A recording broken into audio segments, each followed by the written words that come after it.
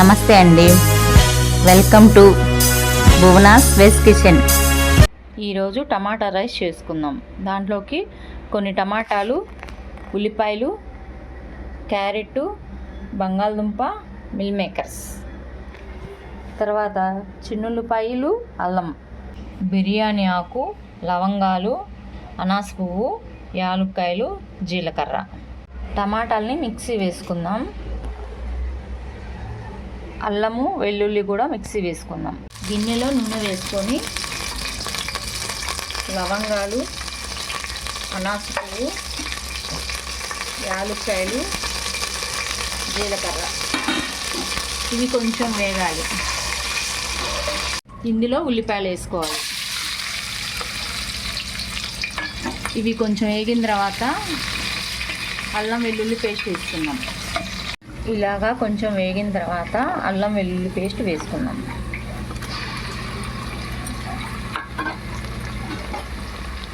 అల్లం వెల్లుల్లి పేస్ట్ పచ్చివాసన పోయేదాకా వేయించుకుందాం. బంగాళదుంపలు, క్యారెట్ వేసుకొని కొంచెం సేపు వేయించుకుందాం. తర్వాత బిర్యానీ ఆకు, టమాటాలు మిక్సీ వేసుకున్నాం కదా, వేసుకున్నాం. ఇప్పుడు ఒక గిన్నెలో నీళ్ళు తీసుకొని అవి తెరిలిన తర్వాత మనం మిల్ మేకర్స్ వీటిలో వేసుకొని ఉడకబెట్టుకుందాం. మిల్ మేకర్స్ ఇలా ఉడికిన తర్వాత మనం వీటిని కూరలో దీంట్లో వేసుకుందాం.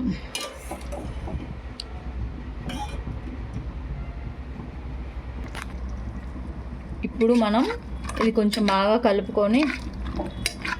కలుపుకొని తగినంత ఉప్పు వేసుకుందాం. 3 స్పూన్లు ఉప్పు వేసుకుంటే సరిపోతుంది.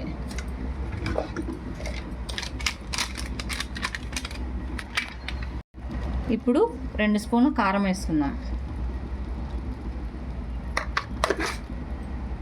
గరం మసాలా,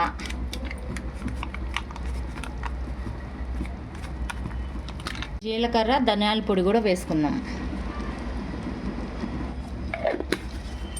ఇదంతా బాగా వేగిన తర్వాత మనం వెసరు పోసుకుందాం.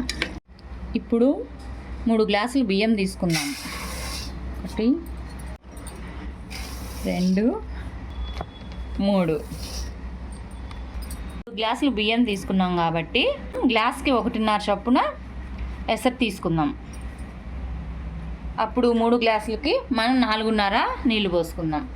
4.5 గ్లాసు నీళ్ళు తీసుకుందాం.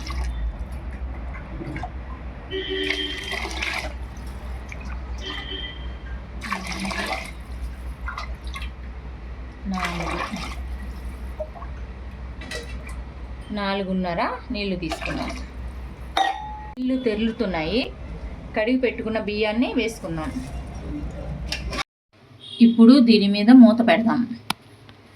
రుచికరమైన టమాటా రైస్ రెడీ. ఇప్పుడు చారువా తయారు చేద్దాం. మనం ఒక గిన్నె పెట్టుకొని కొంచెం నూనె వేసుకొని దాంట్లోకి జీలకర్ర, అనాస పువ్వు, యాలుక్కాయలు వేసుకొని కొంచెం కలుపుకుందాం. కొంచెం సేపు కలుపుకొని ఉల్లిపాయలు వేసుకుందాం. ఉల్లిపాయలు కొంచెం వేగాలి. ఉల్లిపాయలు వేగిన తర్వాత మనం కొన్ని టమాటాలు మిక్సీ వేసుకున్నాం కదా, అది దీంట్లో వేసుకున్నాం.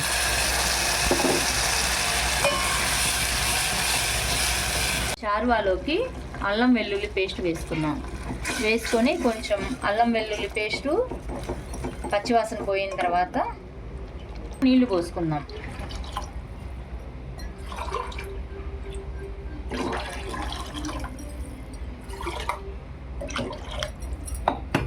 తగినంత ఉప్పు,